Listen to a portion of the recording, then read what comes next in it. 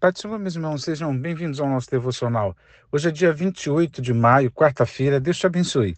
Estamos lendo aqui Tiago, capítulo 2, verso 19. Crês tu na existência de um só Deus? Fazes bem.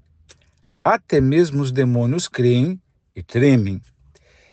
Veja só, meus amados, nós estamos lendo a carta de Tiago. Já devo ter falado isso por aqui. A carta de Tiago levou um tempo a mais para ser considerada canônica, né? Porque por causa de dois motivos. Me parece que ela foi uma das últimas a ser considerada para fechar o Novo Testamento, uma das últimas. Por quê? Primeiro, por causa da linguagem proverbial, que parecia muito com o Antigo Testamento, com o livro de Provérbios, e o pessoal teve essa resistência por causa da nova era, né? Em Cristo Jesus teve essa primeira resistência. Outra, esse conteúdo do capítulo 2, essa argumentação das atitudes que demonstram fé, ou das obras que devem acompanhar a nossa fé. O argumento que Tiago usou, dizendo que a fé isolada, uma fé não produtiva, portanto, uma fé chamada morta, ele que deu esse codinome, não opera salvação. Ou demonstra que a pessoa não é salva, né? Mais ou menos assim. Eu sei que esse contexto muita gente interpretou, inclusive lá atrás, que o Tiago estava indo contra a doutrina do apóstolo Paulo. E muito já se discutiu sobre a fé é que salva e obras não salvam, porque o apóstolo Paulo foi categórico quando lhe disse: pela graça sois salvos, isso não vem de vós, não é pelas obras, para que ninguém se glorie. E aqui a primeira leitura de passagem parece que Tiago está contradizendo.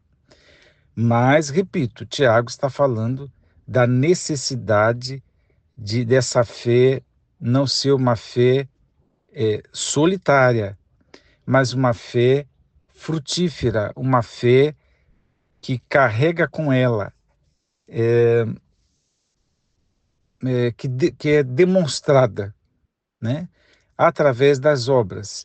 Esses são os argumentos de Tiago. Aí no meio destes argumentos, ele usa um que eu levei muito tempo para entender, que tem coisa na Bíblia que a gente leva mais tempo mesmo para entender. Quando ele parece até que é uma fala colocada meio fora do contexto, mas antes, muito pelo contrário, né? Eu que não entendia. Ele diz, primeiro ele lança a mão do Shema, ou Shema, eu nunca sei a maneira correta de se falar, mas se escreve S-H-E-M-A, né? Enfim, que é aquela oração básica, ouve ao Israel, o Senhor é o único Deus, tal, essa oração. Crer na unicidade de Deus é coisa das religiões chamadas monoteístas, que são hoje em dia muito combatidas, né? Porque diz que a ideia monoteísta, que foi a que causou as guerras em todos os tempos, que causaram as guerras. Mas o nosso Deus de fato é único. Não existem outros deuses. Totens existem, ídolos existiram e existem, nomes que se levantaram existiram, existem e existirão, né? Mas Deus, o Todo-Poderoso, é um único, né? Eu sempre falo por aqui, o livro de Gênesis, todas aquelas narrativas, o Êxodo, o dilúvio, tal, tudo provou que os deuses provaram, né? Que os deuses não existem, não existem, né?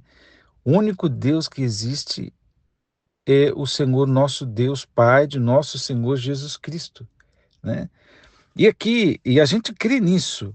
E Tiago está dizendo, você crê nisso, né? Você crê que há um só Deus, você faz bem, porque isso aí é a base doutrinária, acho que de toda religião, digamos assim, ou de toda a religiosidade. Mas ele acrescenta no seu argumento, até mesmo os demônios creem e tremem. Então ele está dizendo, em outras palavras, ele está argumentando que precisa ter obras, que a nossa fé tem que ter obras. Uma fé sem obras está morta. A discussão de Tiago aqui é sobre uma fé viva, que tem obras, e uma fé morta, que não tem obras. Então, ele está dizendo: você crê que Deus existe? Ok, os demônios também creem. Porque ele está dizendo que Abraão, o pai na fé, foi justificado pelas obras quando ofereceu o seu filho Isaque. Ele recorda de Raabe, que foi justificada, né, quando foi aceita por Deus, né, quando ajudou lá os espias. A... E ele ainda fala mais, né, o espírito, o corpo, melhor dizendo, o corpo sem o espírito está morto. Da mesma fé, da mesma forma, a fé sem obras está morta, né? Então esse quadro ficou claro. Um corpo sem o imaterial, sem o espírito, sem a alma, está morto. É só um corpo que vai se desfazer. Da mesma forma, são argumentos muito fortes. Aí ele diz: os demônios também creem. Porque Abraão creu, mas teve obras. Raabe creu, mas ela também teve obras. E os demônios também creem, mas a fé, digamos assim, que os demônios têm muda o comportamento deles? Alterou alguma coisa no quadro geral? Não, mas eles creem. Eles creem, inclusive, que Deus é único, que não existe outro, né? Ah, mas isso melhora os demônios, eles vão ser salvos, eles têm fé para a salvação, eles têm fé viva, têm fé morta, né? Mas eles creem. E diz aqui, tremem, né? Se arrepiam, porque eles sabem quem é Deus. Eles sabem o que Deus faz, quem Deus é, e o poder de Deus, e a santidade de Deus. Eles sabem tudo. Mas se convertem? Não. Opera a salvação neles? Não. É esse o argumento, no meio de outros, como eu já citei. Abraão, Raabe, o corpo físico sem o espírito que está morto, são argumentos que ele usa. E ele aqui usa os demônios como argumento. Interessante a gente perceber que ceticismo, né, agnosticismo, incredulidade, ateísmo, tudo produção humana, porque demônio, não tem demônio ateu, não tem demônio cético, não tem demônio que duvide, né? Neste sentido, eles têm, se comparar ele com muita gente, o mundo afora, eles têm mais fé, né? Eles têm fé, tremem, mas permanecem na condição de inimigos de Deus, mas nunca são ateus, nunca são céticos, nunca são incrédulos, muito pelo contrário. Isso nos chama a atenção para a qualidade da nossa fé, né? Olha, se demônio crê, ainda que não sejam salvos, mas neles não tem um pingo de incredulidade, um pingo de ceticismo, um pingo de ateísmo, não tem. Então nós, os que cremos, devemos permanecer na fé, numa intensidade, numa qualidade incrível, porque a gente tem que crer. Olha bem o que eu vou dizer, escuta com carinho. A gente tem que crer como os demônios creem, entende isso? O Osmar está querendo dizer com isso, querendo dizer que é para crer sem dúvida nenhuma, sem duvidar, né? Sem duvidar, porque é assim que são os demônios. Eles não têm dúvida. Eles sabem, né? E essa fé, sem dúvida, sem incredulidade, né? Sem diminuir, sem se esvair de nós. E por isso que o Judas escreveu: batalhai pela fé que uma vez foi dada aos santos. Então a gente tem que lutar para manter essa fé nesta qualidade de não duvidar do poder de Deus, do caráter de Deus, da bondade de Deus, né? E da intervenção divina nos dias de hoje, né? Em todos os sentidos, mas também crer ou buscar ou batalhar por uma fé que seja viva, que seja demonstrável.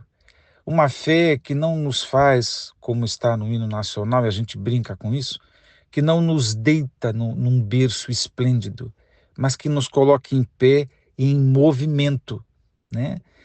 E esse movimento, que não é ativismo, porque isso é só da canseira, mas um movimento de fé, passos, quando a gente crê que Deus ainda opera no mundo, que Deus continua trabalhando em prol das almas, em prol da salvação de tudo, da salvação de muitos, né?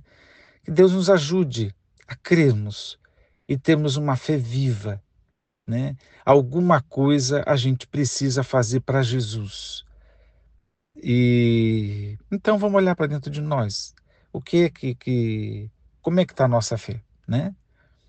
Está viva, né? Está viva, está se expressando, tem resultados, tem frutos. Deus te abençoe a se ocupar um pouco com estes pensamentos. Vamos orar. Pai, que o nome do Senhor seja exaltado, magnificado para sempre. Não nos deixe, Senhor, fraquejarmos, perdermos a fé, mas antes, ó Senhor, acrescenta-nos a fé e que a nossa fé seja, ó Deus, frutífera, que estejamos em movimento, agindo, Senhor, manifestando obras que glorifiquem o nome do Senhor. É o que oramos aqui hoje, Pai, no nome de Jesus. Amém.